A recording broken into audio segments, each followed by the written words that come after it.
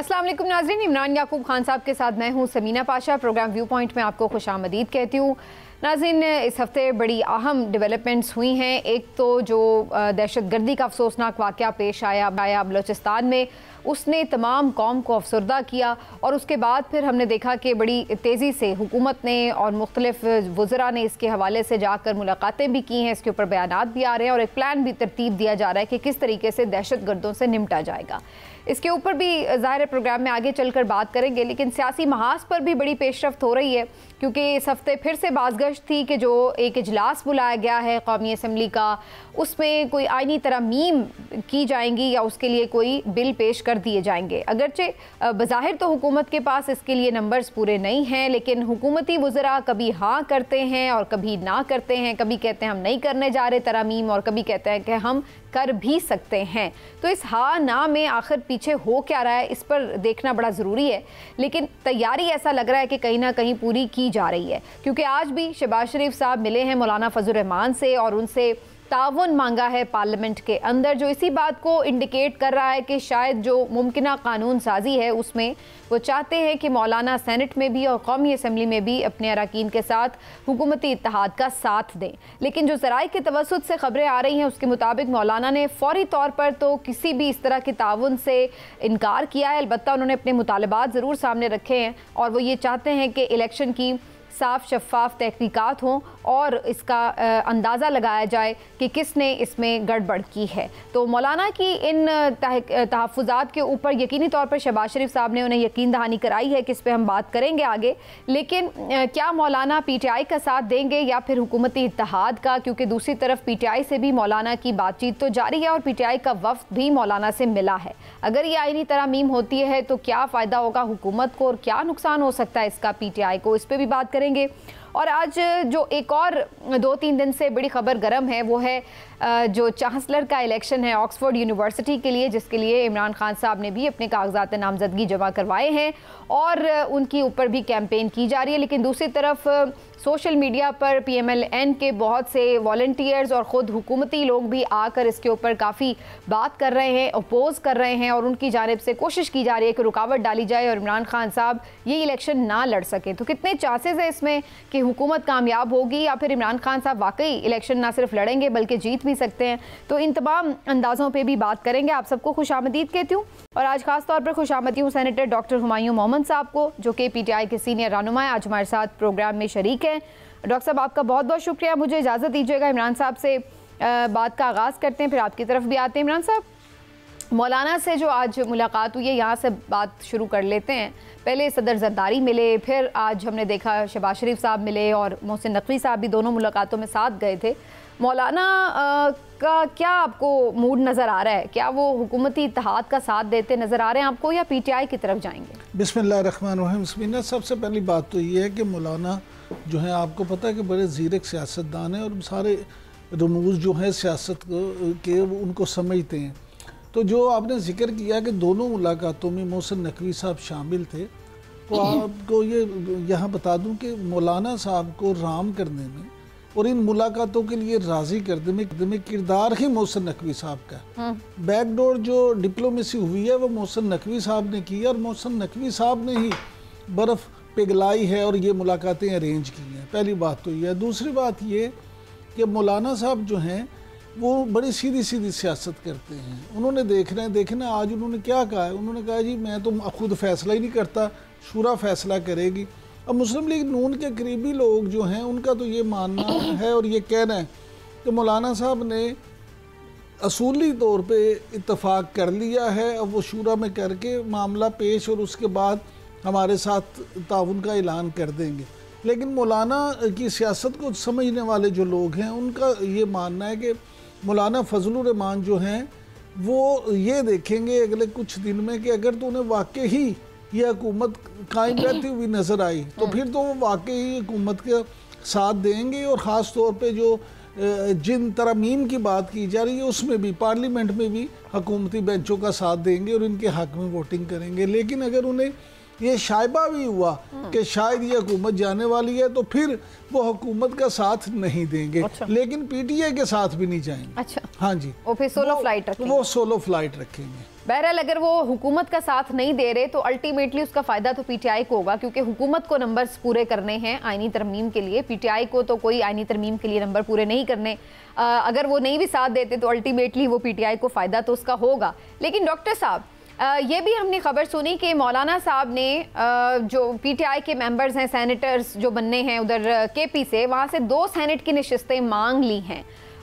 इसके ऊपर भी क्लैरिफाई कीजिएगा, क्योंकि आप लोगों के अपने ही मुख्तलिफ लोग इसको कह भी रहे हैं, वेरीफाई कर रहे हैं कि ऐसा है, और कुछ लोग कह रहे हैं कि ऐसा नहीं है। तो मौलाना की डिमांड क्या है, और आपको क्या लग रहा है कि मौलाना आपके साथ भी बात को किसी तरफ लगा नहीं रहे हैं, बीच में रखा हुआ है, मुलाकातें भी करते हैं लेकिन साथ मिलते भी नहीं?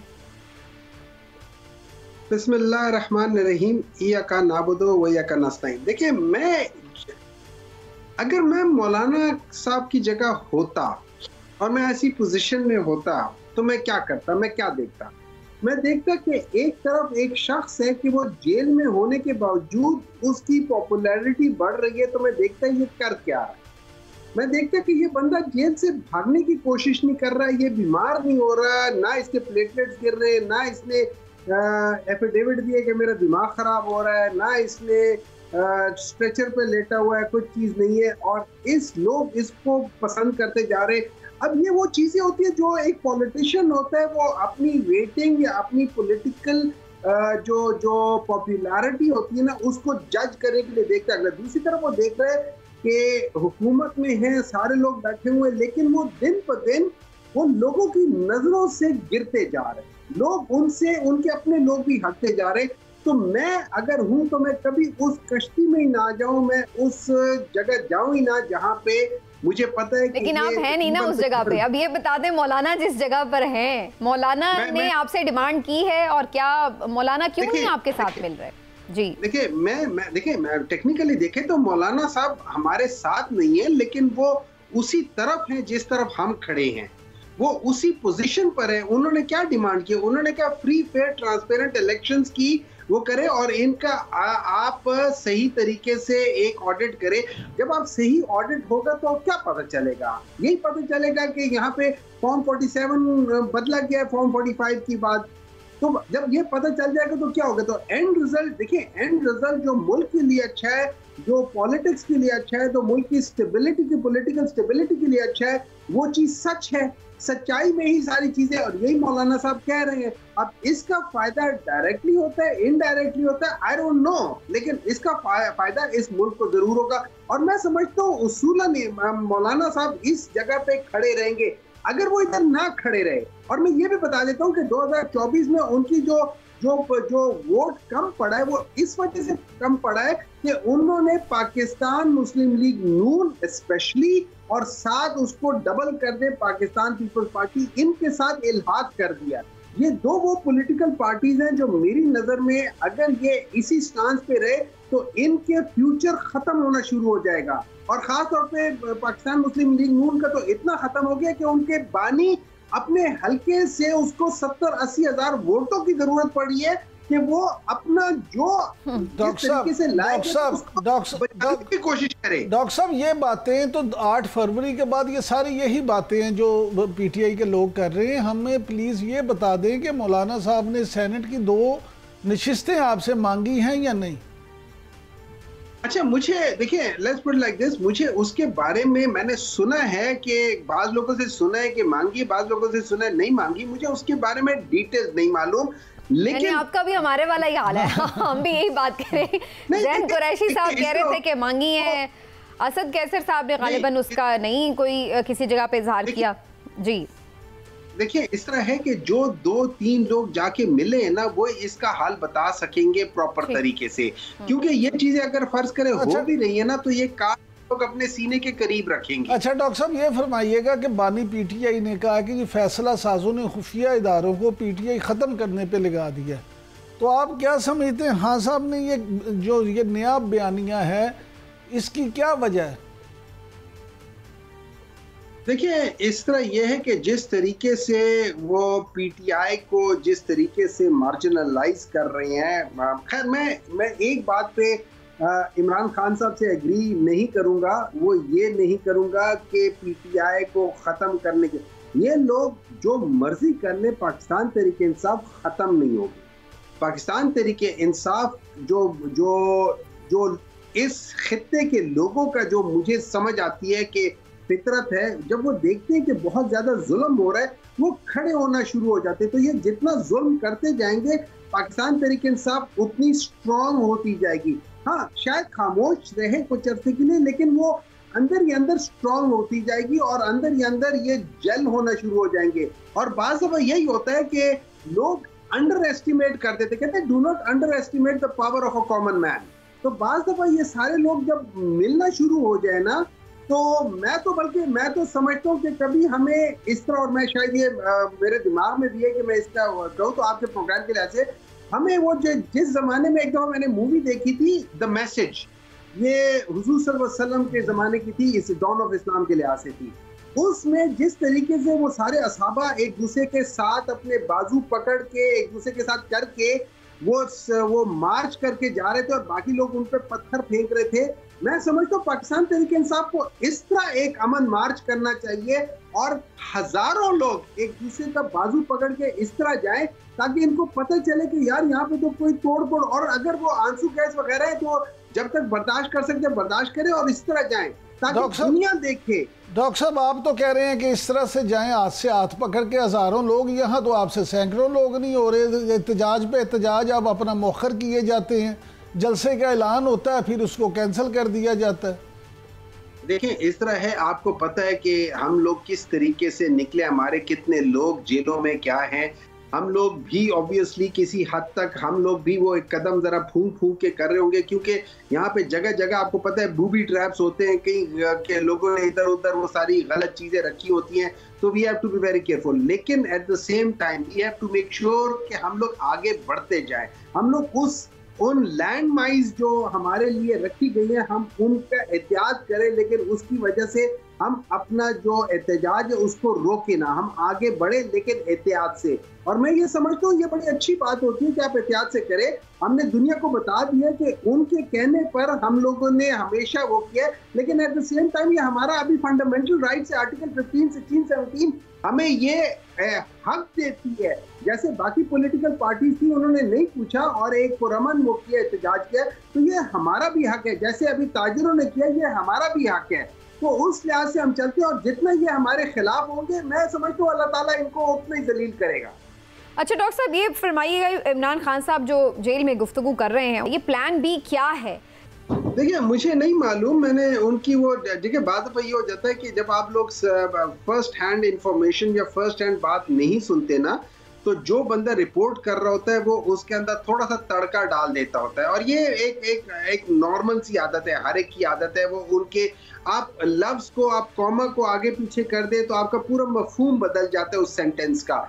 तो मैं ये समझता हूँ कि मैं इसके ऊपर कमेंट करने से पहले मुझे देखना पड़ेगा उन्होंने किस बेसिस पे किया, फिर मैं उससे अपना एक वो करूंगा। लेकिन अगर उन्होंने ये इसलिए कहा कि ये मिसिंग पर्सन हो जाएंगे कि जैसे अब मुझे याद नहीं है, मैं दिमाग में वो भूला हुआ है कि जनरल बाजवा साहब ने, और ये किसी ने कहा था कि जब जनरल बाजवा साहब ने शहबाज शरीफ साहब से पूछा कि यार ये जो सारे आपके बच्चों के नाम पे इतने पैसे वो मनी लॉन्ड्रिंग के जो फेक अकाउंट थे वो आगे थे, तो ये क्या हुआ था? तो उन्होंने कहा कि बच्चों से गलती हो गई। ये वो गलतियां जो इनको मिसिंग पर्सन बना सकती हैं।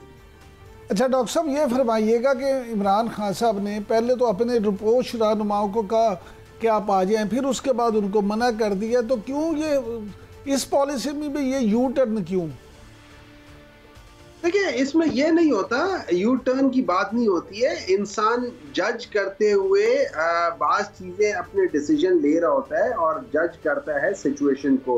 उन्होंने कहा था कि उनके दिमाग में था कि शायद ये लोग जो है ना, अगर हम लोग इनका अपने जितने भी वो हैं उनको सामने लेकर आएंगे तो वो पकड़ के इनके ऊपर केसेस करके और उस तरह करके आहिस्ता आहिस्ता छोड़ जाएंगे।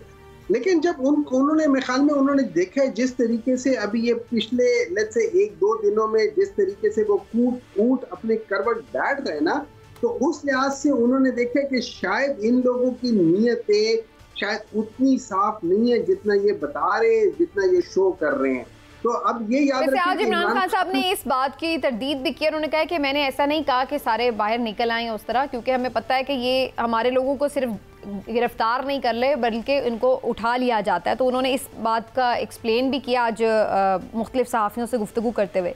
लेकिन यहाँ पर अब थोड़ा सा आ जाते हैं, जो हुकूमत की एक प्लानिंग नज़र आ रही है आइनी तरमीम के हवाले से। अगरचे अभी तक भी आज़म नज़ीर तारड़ साहब ये कह रहे हैं मुख्तलिफ चैनल्स पर कि हम नहीं कुछ ला रहे, हमारे पास नंबर्स भी अभी नहीं हैं, लेकिन बैकडोर ये चीज़ें चल रही हैं। लेकिन डॉक्टर साहब, अभी 41 आपके ऐसे MNAs हैं जिनको नोटिफाई नहीं किया गया एज PTI MNAs, तो वो आज़ाद ही हैं अभी तक। उनमें से कोई भी अगर वोट डाल देता है हुकूमत के साथ मिलकर तो वो वोट काउंट भी होगा और आईनी तरमीम भी हो सकती है। तो ये चीज़ें आप लोग कंसीडर कर रहे हैं, तो क्या आपकी इसके ऊपर स्ट्रैटेजी है? डॉक्टर साहब ये भी शामिल कर दीजिएगा कि अब तो उनमें से कुछ नाम भी सामने आ रहे हैं। देखिए, मैं आपको एक सिंपल सी बात बताता हूँ। फर्ज करें अगर मैंने एक गलत काम करना है, अपनी पार्टी के खिलाफ काम करना है, ठीक है, और अगर मैं वोट दे देता हूँ, चाहे मैं आज़ाद की हैसियत से देता हूँ, चाहे मैं पाकिस्तान तहरीक इंसाफ के बैच के साथ देता हूँ, अगर मैंने वो डर के मारे या किसी फोर्स की वजह से वो कर लिया तो फिर मैं कर गुजरूंगा। हाँ, मुझे इर्रेस्पेक्टिव ऑफ कि वो आज़ाद थे या वो PTI में उनका नाम है, उनकी पॉलिटिक्स खत्म हो जाएगी। अभी परवेज खटक साहब तो PTI के उसमें नहीं थे ना, लेकिन वो PTI को छोड़कर चले गए थे, उन्होंने उस तरह से कुछ नहीं किया, उनका क्या हशर हुआ है? इनमें से किसकी हैसियत है कि वो परवेज खटक से बड़ा नाम हो पॉलिटिक्स में KP में? किसकी इतनी हैसियत है कि जहांगीर तरीन से बड़ा नाम हो पंजाब में? लेकिन जब आप जो पॉलिटिशियन होते हैं ना, ये डिफरेंट किस्म का एनिमल होता है। ये हर एक चीज को अपने फ्यूचर के लिहाज से देखता है। और जहां ये लोग सारे इतने खड़े मार पीट खा खू के, आज तक किस पॉलिटिकल पार्टी के वर्कर्स ने इतनी मार खाने के बावजूद वो खड़े रहे? आपके पास दो मिसालें, पीपल्स पार्टी की मिसाल। लेकिन PTI वाले तो ये कह रहे हैं, PMLN वाले तो आज आपको इतनी बातें सुना रहे हैं कौमी असम्बली में, एहसन इकबाल साहब भी और बाकी लोग भी, वो कह रहे हैं आप लोगों को तो इतनी सहूलियात मिली हैं, आप लोगों ने तो उन लोगों को जब जेलों में रखा हुआ था तो बड़ी सख्ती की हुई थी, और फिर भी आप लोगों को, जबकि अगर उन्होंने ये कहा है कि आप लोगों को बेहतर हालात में रखा है, फिर भी आप लोग चीखे मार रहे हैं। मैं सिंपल सी एक बात करता हूँ, मुझे एक बात बताएं, अगर किसी बंदे को इन्होंने सबसे अच्छा जगह दी होगी तो वो इमरान खान हो गया, उससे बेहतर तो कोई और नहीं होगा ना। अब इमरान खान के जो सेल है उसके अंदर एयर कंडीशनिंग नहीं, मैं बाकी सारी चीजें छोड़ देता हूँ, सिर्फ उस एक चीज के तस्वीर आपने भी देखी थी, मैंने भी देखी थी कि उनके सेल का क्या वो हालत थी, ठीक है। अब एक एयर कंडीशन ही अगर आप देख ले, वहां पे इन सब लोगों की हालत पतली होगी कि जब अमेरिका में इमरान खान ने वैसे ही लोगों को खुश करने के लिए, या उनको वो नहीं होता एक चुटकुला छोड़ने के लिए, तो उन्होंने कहा मैं वापस जाके AC उतरवा दूंगा। वो इनका AC लगा था, इनको वो खटक रहा था कि वो इमरान खान ने कह दिया AC उतार दूंगा, दैट मींस AC लगा हुआ था। मेरे कमरे में आप AC लगा दे, मुझे जमीन पे सुला दे, मैं ठीक हूँ। लेकिन अगर गर्मी में AC नहीं होगा और अगर आप मुझे बिस्तर पे भी सुलाएंगे ना, मैं बड़ा तड़प रहूंगा। बड़ा फर्क होता है एक एयर कंडीशनिंग से। तो अगर एहसन इकबाल साहब ये कहते हैं हमें कोई प्रॉब्लम नहीं है, इमरान खान ने भी गुजार दिया, बाकी गुजार लेंगे, इनसे पूछे क्या ये गुजार लेंगे इस तरह के? नहीं गुजारेंगे। That is the question। ये जो स्टैंडर्ड सेट कर रहे हैं, वो तो कह रहे हैं हम गुजार आए हैं, वो तो कह रहे हैं हम गुजार के आए हैं। जावेद लतीफ साहब तो कहते होते हैं मुझे ड्रम में रखा हुआ था, वो तो ये भी कहते। इन्होंने हमेशा झूठ बोला है और हमेशा झूठ के साथ ये रहे हैं। ये हमेशा झूठ की वजह से आए हैं और ये हमेशा झूठ की वजह से ही इनको निकाला गया है। ये वाहिद पॉलिटिकल पार्टी है जिसको 3 दफा करप्शन पे निकाला गया है। ये वाहिद वो लोग हैं जिन्होंने हिस्ट्री बनाई है। अब नहीं मालूम ये कितना सच है या झूठ है, लेकिन मैंने सुना है कि कनाडा में इन लोगों की मिसाल दी जाती है करप्शन केसेस में। मतलब इससे ज्यादा अगर ये सच बात है, इससे ज्यादा मेरे लिए बेइज्जती की बात क्या होगी? डॉक्टर साहब, गुजारिश ये है कि आप जो बात कर रहे हैं, तो ये तो जैसे समीना ने कहा कि जावेद लतीफ़ साहब हैं, राना सनाउल्लाह हैं, शरीफ बरादरान खुद हैं, उनकी औलादें हैं, बेशुमार उनके लोग हैं, वो तो काट चुके हैं अपनी सज़ा। वो तो कहते हैं कि हमने तो काटी है। तो आपका क्या फिर आपका यही इरादा है कि अगर आपको हुकूमत मिल जाती है तो दोबारा फिर उनको जेलों में ही बढ़ेंगे? यानी आज जो उनसे शिकायत आप कर रहे हैं, मुखालिफिन के साथ यही सिलसिला जारी रहेगा? नहीं, देखिए मैं ये नहीं कह रहा हूँ ये हम लोग ये करेंगे, लेकिन ये याद रखिए, ये जब आप एक प्रेसिडेंट सेट कर लेते हैं ना, तो अगर हम नहीं आते कोई और आता है, कोई और नहीं आता कोई और आता है। अगर वो नहीं है तो जो लोग हमें कर रहे हैं या वो इनको भी करेंगे, तो वही सारे लोग फिर उस स्टैंडर्ड के लिहाज से जाएंगे, ये नहीं बर्दाश्त कर सकेंगे। देखिए, इनको जिस वक्त निकाला गया था, 2016-17 में, उस वक्त पाकिस्तान तहरीक इंसाफ तो नहीं थी ना हुकूमत में, ठीक है ना।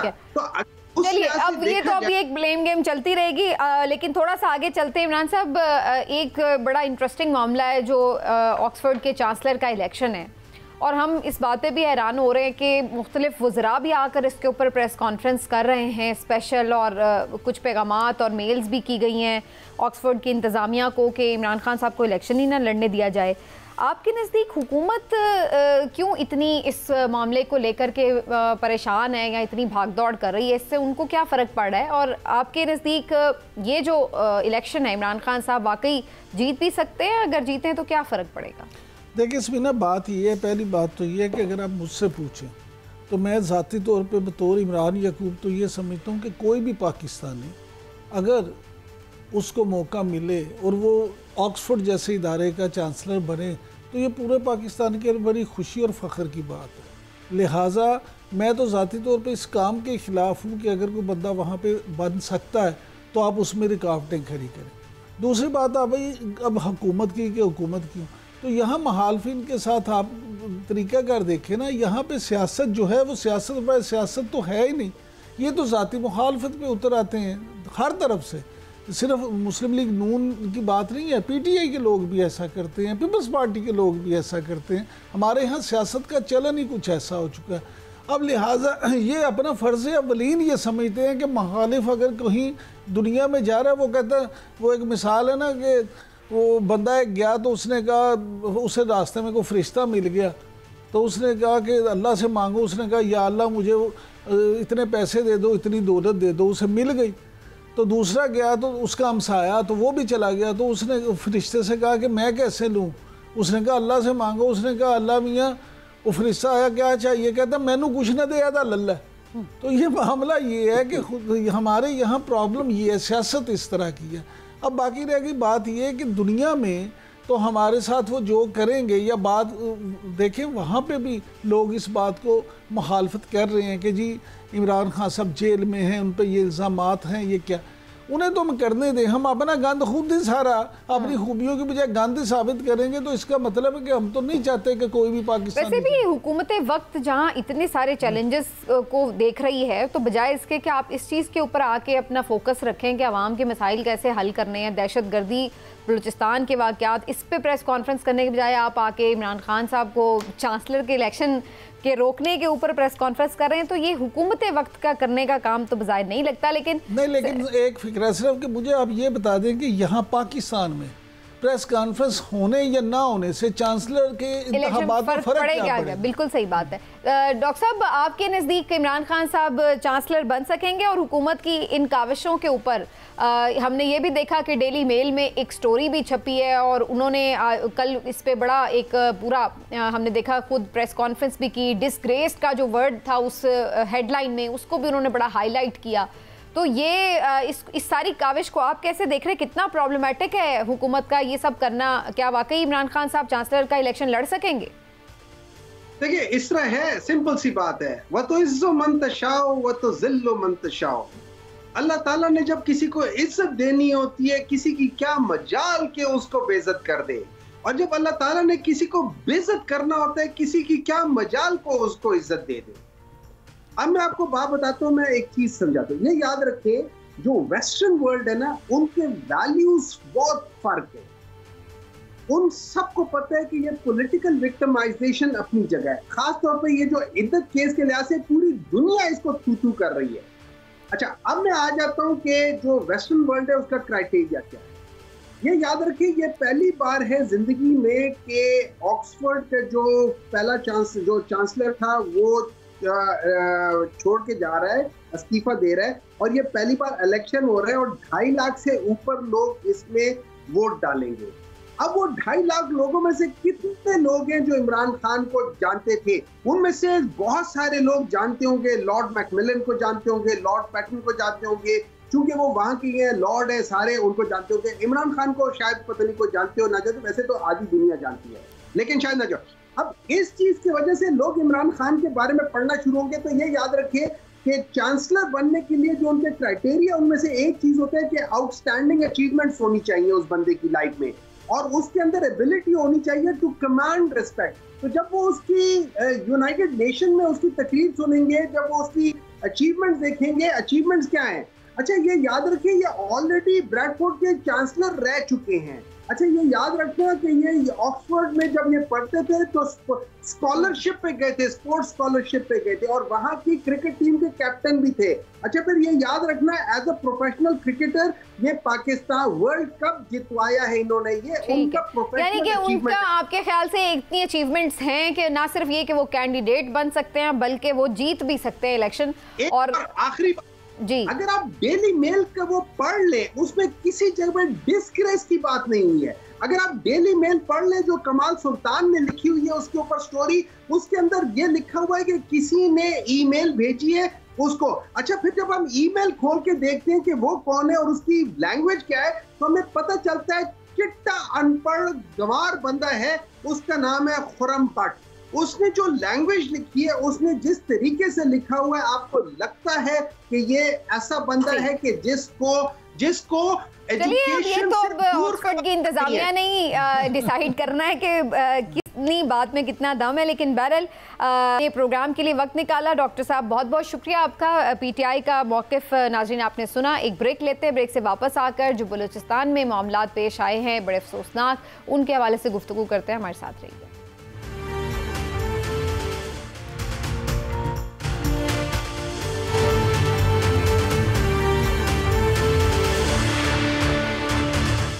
जी वेलकम बैक नाज़रीन। और अफसोसनाक मामला पेश आया बलूचिस्तान में, जहाँ पर मूसा खेल में फिर से दहशतगर्दी का वाक़या हुआ और वहाँ पर हमने देखा शनाख्ती कार्ड देखकर लोगों को मारा गया। सिर्फ यही नहीं बल्कि और भी कुछ वाक़यात हुए और एक बदअमनी की लहर इस वक्त बड़ी शदीद किस्म की बलूचिस्तान में नज़र आ रही है। मोहसिन नकवी साहब ने भी वहाँ पर दौरा किया, उन्होंने एक स्टेटमेंट भी दिया जिसके ऊपर बड़ा क्रिटिसाइज़ भी किया जा रहा है कि ये सिर्फ एक SHO की मार हैं। तो फिर सवाल रियासत से ही सब पूछते हैं कि फिर अभी तक ये मसला हल हो क्यों नहीं सका। और फिर एक हमने देखा कि बड़ी अजीब सी सोशल मीडिया पर सुबाइयत की भी बातें शुरू हो गई। तो ये सब कुछ क्या है और इसका हल क्या है, इसके ऊपर बात करेंगे। इमरान साहब, ये जो बलूचिस्तान में वाक़या पेश आया है, इससे पहले भी हम देख चुके हैं, बसों से लोगों को उतार कर शनाख्ती कार्ड देखे जाते हैं और मारा जाता है। इस मामले के ऊपर हल अभी तक हमने नहीं देखा कि हुआ हो, लेकिन बज़ाहिर ऐसे लग रहा है कि जो सियासी उसकी क़यादत है बलूचिस्तान की वो भी, और फिर जैसे वज़ीर दाखिला भी वहाँ पर गए तो उनकी तरफ से भी जो स्टेटमेंट दिए गए हों, उन्होंने कोई मसले का हल नहीं बताया, लेकिन बज़ाहिर ऐसा लगा कि उल्टा उनके ऊपर क्रिटिसिज्म शुरू हो गया।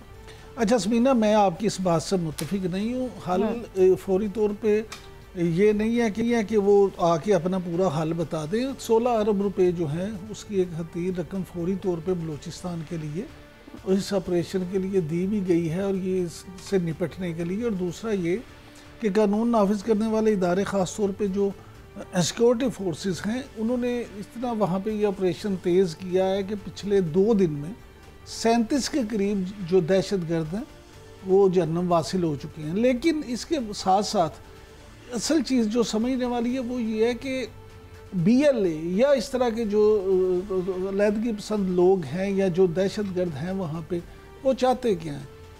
सुबाइयत को जानबूझ के वहाँ पे इस तरह से पोर्ट्रे किया जा रहा है कि ताकि ऐसा ही लगे कि ये सिर्फ एक सुबाइयत का ही मामला है। और पंजाबियों के शनाख्ती कार्ड देख के और उनको उस तरह से बसों से निकाल के बेचारे वो और हैं और वो मज़दूर हैं बेचारे, उनको इस तरह से शहीद कर देना, तो ये उसकी बुनियादी वजह ये है कि एक तो वहाँ पे खौफ व खरास पहले, दूसरा सूबों के आपस में ताल्लुकात जो हैं वो भी ख़राब हों और पंजाब के अवाम जो हैं उनमें भी तासुब जो है उससे मज़ीद उभरे और वो चीज़ें ख़राबी की तरफ जाएँ। लेकिन माफ़ कीजिएगा, लेकिन मैं ये ज़ाती तौर पर समझता हूँ कि एक SHO की मार हो, एक SP की मार हो या एक सेक्टर कमांडर की मार हो, अब तमाम एजेंसीज़ को, तमाम कानून नाफिज करने वाले इदारों को मिल के इस तरह का ऑपरेशन करना पड़ेगा कि जिससे वाकई ही को दूर रस नताइज सामने आए, क्योंकि ये थोड़ी देर को जैसे ही ऑपरेशन होता है वो अपने स्लीपिंग सेल्स में चले जाते हैं और उसके बाद फिर एकदम से वो निकल आते हैं।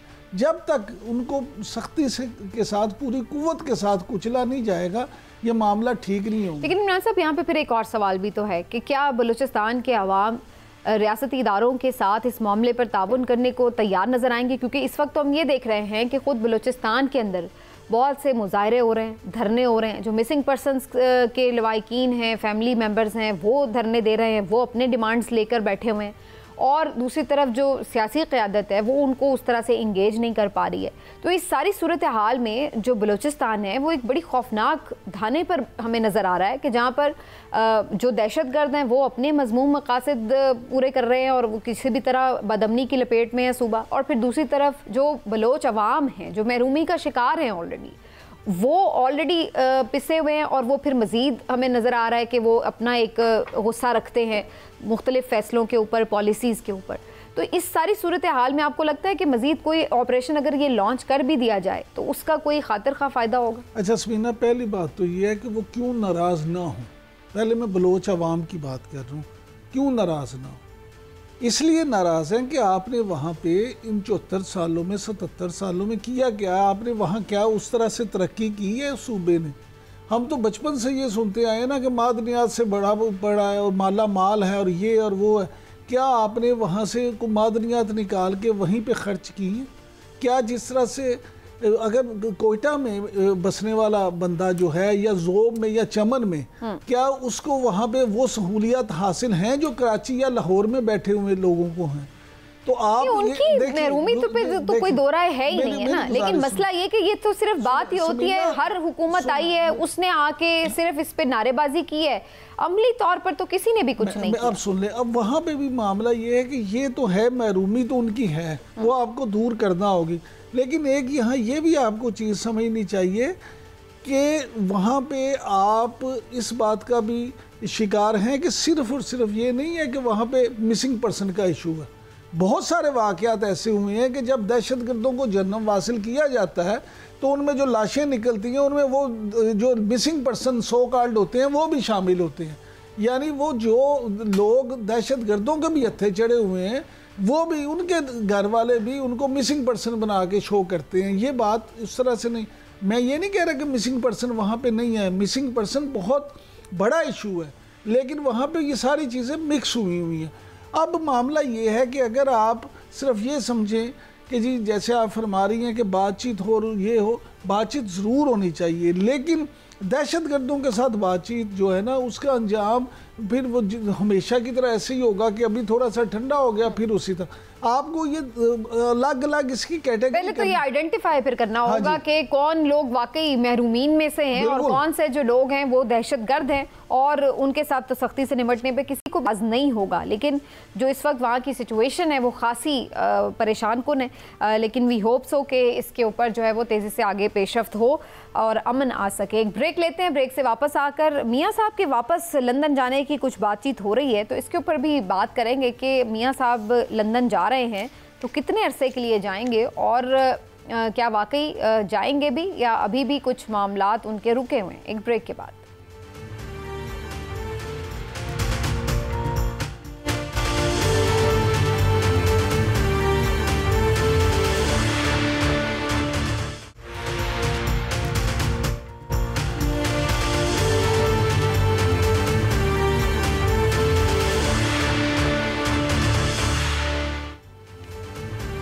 वेलकम बैक नाज़रीन। इमरान साहब से वाक़फ़ा ने हाल लेते हैं। इमरान साहब, मियाँ साहब के लंदन जाने के हवाले से ख़बरें आ रही हैं, तो जा रहे हैं वाकई मियाँ साहब के? अभी सिर्फ गौर व फिक्र ही है? देखें समीना, जो शरीफ फैमिलीज़ हैं उनके शरीफ फैमिली के ज़राए तो कहते हैं कि मियाँ साहब नहीं जा रहे। अच्छा। लेकिन जो उनके इर्द गिर्द सियासी लोग हैं उनका ये कहना है कि मियाँ साहब जा रहे हैं, लेकिन वो 2 हफ्ते के लिए जाएंगे और उसके बाद अपना चेकअप वगैरह करा के और वहाँ पे कुछ ज़रूरी काम निपटा के वापस आ जाएंगे।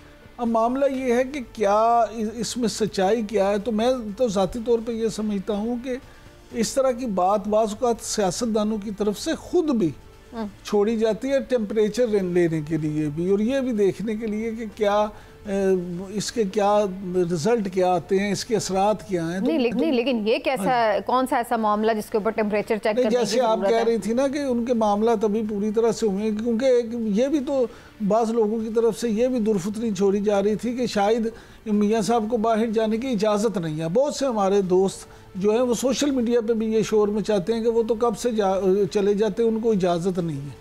तो मामला ये है कि मैं तो बहरहाल ऐसा नहीं समझता कि उन्हें इजाज़त नहीं है, लेकिन मैं ये ज़रूर समझता हूँ कि मियाँ साहब जो हैं वो कहीं ना कहीं उनके जहन में ये है कि उन्होंने जाना है। अगर ये ऐसी बात ना होती तो ये बात बिल्कुल भी इस तरह से ना होती। और आज अच्छा, लेकिन मजे की बात पता है इमरान साहब, सबसे पहले ये बात जो है कुछ दिन पहले बानी पीटीआई इमरान खान साहब ने जेल में बैठ के की कि नवाज शरीफ का बैग तैयार है और बस ज़रूरी सामान उठाना है और उसने लंदन चले जाना है। और ठीक 2 दिन के बाद फिर हुकूमती हलकों की तरफ से ये खबर आना शुरू हो गई कि नवाज शरीफ साहब लंदन जा सकते हैं। तो ये भी बड़ी दिलचस्प बात है कि इमरान खान साहब उधर अडियाला जेल के सेल में बैठ के इतने बाखबर कैसे हैं कि उन्हें पहले पता चल गया कि मियाँ साहब बाहर जा रहे हैं। उन्होंने बानी चेयरमैन जो है ना इमरान खान साहब, उन्होंने किसी और पे राय में की थी। अच्छा। उन्होंने ये नहीं खबर ब्रेक की थी कि अभी जा रहे हैं। उन्होंने तो ये कहा कि सियासी हालात ऐसे हो गए कि हुकूमत जा रही है और नवाज शरीफ का बैग तैयार है, जैसे ही हुकूमत जाएगी वो बैग उठाएंगे और चले जाएंगे।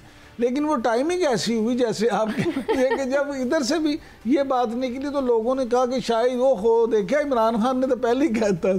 तो ये भी तो हो सकता है वाकई ये सियासी हालात अंदर उन्हें खबर मिल गई हो कि कोई गड़बड़ है कि नहीं। देखें बात ये है कि हो भी सकता है, वो लीडर हैं, साबिक वज़ीर आज़म हैं और फिर बड़े बाखबर हैं। हाँ। और जो खबरें हुकूमती कैंपों की तरफ से आती हैं कि जो उनको वहाँ जेल में सहूलतें या जो उनकी नेटवर्किंग थी, अगरचे अब हुकूमत की तरफ से ये दावा किया जाता है कि जनरल फैज़ की गिरफ्तारी के बाद वो नेटवर्क टूट गया। नहीं, अब तो उन्होंने सारा स्टाफ चेंज कर दिया है। 6-8 बंदे पता नहीं मुलाजिम सारे ही चेंज कर दिए। यही कह रहा हूँ ना। तो मामला ये है कि अगर वो नेटवर्किंग ही ख़त्म हो गई है तो अब शायद वो बेचारों को इतनी ना पता चले। लेकिन इमरान खान साहब जो है देखें, सियासतदानों की और ख़ास तौर पे बड़े सियासी रहनुमाओं की एक सियासी बसीरत भी होती है। वो बहुत सारी चीज़ें इन्फॉर्मेशन की बिना पे नहीं, अपने तजर्बे और तज्ज़िये की बिना पे भी कर रहे होते हैं। लेकिन इमरान साहब अब ये खबरें बहुत ज़ोरों शोर से आ रही हैं और कुछ पार्टी लीडर्स भी तस्दीक कर रहे हैं इस बात की कि इमरान खान साहब पर जेल में सख्तियां बहुत बढ़ा दी गई हैं। आज इमरान खान साहब ने जज साहब के सामने भी ये बात की है कि उनके बेटों से बात नहीं करवाई जा रही और उनके जो बिल्कुल उन्हें इस तरह से मना कर दिया गया है कि जो मुलाजिम है जेल के वो भी उनसे बातचीत ना करें, बिल्कुल कैद तन्हाई हो जाए। और इस तरह की बहुत सारी और बातें कि नहाने के लिए साफ़ पानी मैसर नहीं और इस टाइप की चीज़ें जो हैं वो आ रही हैं। तो आपको लग रहा है कि ये सब करने की क्या वजह समझ में आती है? अगर ऐसा वाकई हो रहा है तो इसके पीछे क्या मकसद हो सकता है? समीना, मैं आपसे पहले भी कई दफ़ा पूछ चुका हूँ कि आप वाकई इतनी मासूम है कि जानबूझ के इस तरह की आपको इतने सालों में अभी तक पता ही नहीं लग रहा। बात ये है कि ये इसकी एक ही वजह हो सकती है और वजह है भी एक ही कि भाई देखें यहाँ पे मामला ये है कि महालिफ है जो अपने, उसको आपने सख्त से सख्त जो है ना टाइम देना है और उसको इस तरह के हालात में रखना है कि वो तंग आ जाए। लेकिन इमरान खान साहब को जो लोग जानते हैं, जो लोग उनके रहन सहन से वाकिफ़ हैं, उन्हें अच्छी तरह से पता है कि खान साहब एक स्पोर्ट्समैन हैं और वो इन चीज़ों से घबराने वाले नहीं। वो इन हालात से उन्हें फ़र्क नहीं पड़ता। उनको आप ज़मीन पे लिटा दें, उनको आप बेड दे दें, उनको आप दाल दे दें, उनको आप गोश्त दे दें, वो ये सारी चीज़ें ना जो। वैसे हुकूमत ये भी कह रही है कि जो चांसलर का इलेक्शन भी वो इमरान खान साहब लड़ना चाहते हैं और जीतना चाहते हैं, तो उनका उसमें भी प्लान यही है कि वो यहाँ से जब इलेक्शन जीते हैं तो उसके बाद फिर वो लंदन चले जाएं और फिर बैनुल अक़वामी तौर पर एक प्रेशर बन जाएगा कि जी हमारा चांसलर हमें दो, हमने उससे काम लेना है। तो फिर जो है वो उन्हें बाहर निकाला जाए जेल से। इस तरह भी वो रास्ता अपने लिए तलाश कर रहे हैं। मेरा तो ख्याल है इमरान खान साहब को चांसलर का रास्ता इख्तियार करने की ज़रूरत नहीं है। अगर वैसे भी कहें मैं लंदन जाना चाहता हूँ तो शायद हुकूमत भी फिर वो कहेंगे जान छूटेगी, भेजो इनको। लेकिन इमरान साहब अगर मियाँ साहब जाते हैं, वैसे तो बज़ाहिर ये बताया जा रहा है कि इलाज के लिए वो जा रहे हैं और 2 हफ्ते में आ जाएंगे, लेकिन ऐसी हमने एक खबर 2019 में भी सुनी थी, लेकिन फिर वो 4 साल वापस नहीं आए थे। तो आपको लग रहा है कि अब की बार वो गए तो वो वापस आ जाएंगे, या जैसे यहाँ पर होते हुए लग रहा है कि वो अभी तक उस तरह से इन्वॉल्व नहीं है मामलात में, जैसे आप देख रहे होते हैं कि आप फ्रंट से लीड कर रहे हैं, थोड़े साइड लाइन हुए हैं, तो इसलिए वो कहीं उदास हैं या उनकी तबीयत ठीक नहीं है तो वो वहीं पे फिर स्टे कर लेंगे। नहीं, ये आपका वहम है, वो पूरी तरह से इन्वॉल्व हैं और ख़ास तौर पे पंजाब हुकूमत जो है, मरीम नवाज सारा वक्त तो वो मरी में इन्वॉल्व किधर है? नहीं तो मरी में भी आपको पता नहीं, आप इतनी बेखबर हैं, बहुत सारे पंजाब के जो इजलास हैं वो मरी में हो रहे होते हैं। हुए हैं हाँ कुछ, लेकिन उस तरह से तो नहीं है कि वो बहुत कोई फ्रंट से लीड कर रहे हैं। कहाँ है इमरान साहब? ना कोई वो प्रेस टॉक करते, ना कोई इंटरव्यू देते हैं, ना वो कोई किसी तरह का कोई नैरेटिव बना रहे हैं, ना वो अपने कारकुनों से मिल रहे हैं, ना कोई वो कन्वेंशन कर रहे हैं, ना वो कोई पार्टी के मामलात में उस तरह हम देख रहे हैं कि सारी पार्टी को लेके बैठे हुए हैं। वो एक कोने में जाके मरी के बैठे हुए हैं और वहाँ पे ज़्यादा से ज़्यादा मरियम नवाज शरीफ साहिबा और एक दो और लोग चले जाते हैं, उनसे मिल के आ जाते हैं। ये है उनकी एक्टिविटी टोटल। यही उनकी पॉलिसी है ना कि वो पीछे बैठ के मरियम नवाज साहिबा को चला रहे हैं अपनी गाइडेंस में, और वो चाहते हैं, देखिए वो ये नहीं चाहते कि लोगों में ये तासुर जाए कि मरियम आज खुद कुछ नहीं कर रही, सारा काम नवाज शरीफ ही कर रहे हैं। इसीलिए वो मरियम का सियासी कद बढ़ाने के लिए पीछे बैठ, लेकिन उनका अपना कद इससे छोटा नहीं हो रहा क्योंकि वो तो कहीं नजर ही नहीं आ रहे ना, एग्जिस्ट ही नहीं कर रहे। बानी पीटीआई जेल में बैठ के एक स्टेटमेंट देते हैं, सारा दिन उस पर टॉक शोज होते हैं, बातें होती हैं, मियाँ साहब का कोई स्टेटमेंट कभी नहीं आता जिसके ऊपर कोई बात हो रही हो, तो वो तो ऐसे इररिलेवेंट हो रहे हैं। असल में बानी पीटीआई जो स्टेटमेंट देते हैं ना, वैसे जब स्टेटमेंट मियाँ साहब देते थे तो इनके में टॉक तो मैं यही तो बात कर रही हूँ फिर बेसिकली। अब आप आ गए ना मेरे पॉइंट पे कि वो फिर अभी कहीं उस तरह से नहीं आ रहे नजर, लेकिन आपका मानना है कि वो वापस आ जाएंगे अगर वो गए भी इलाज के? मुझे ऐसा लगता है कि आ जाएंगे। चलिए जी, आज के प्रोग्राम को यहीं पे समेटते हैं, इंशाल्लाह फिर आपसे मुलाकात होगी। अपना ख्याल रखिए, अल्लाह हाफिज।